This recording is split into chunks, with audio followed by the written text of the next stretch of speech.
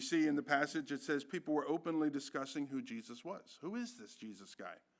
Some were saying it's John the Baptist, raised from the dead. And we see the little reference there where Herod says, I killed John the Baptist. He had him executed. He cut his head off.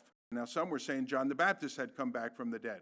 Others were saying that some of the Old Testament prophets had come back from the dead. And then you have this other reference in verse 7 where people were saying that Elijah had appeared. And in the book of Malachi, it tells us that before the coming of the Messiah, that Elijah will appear. That's a reference to this idea that there's the messianic working that is happening.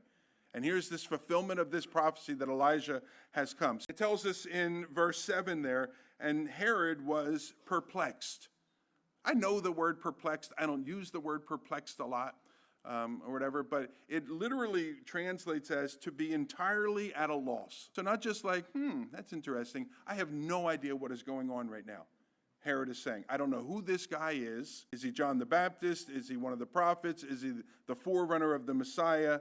He's asking the question that Luke has been getting us to ask. Who is this Jesus? Remember how that question keeps coming up?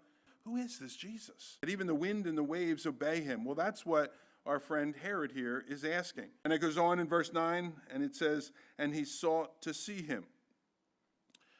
To learn from him, possibly he was curious. He wanted to see a miracle. I want to see that.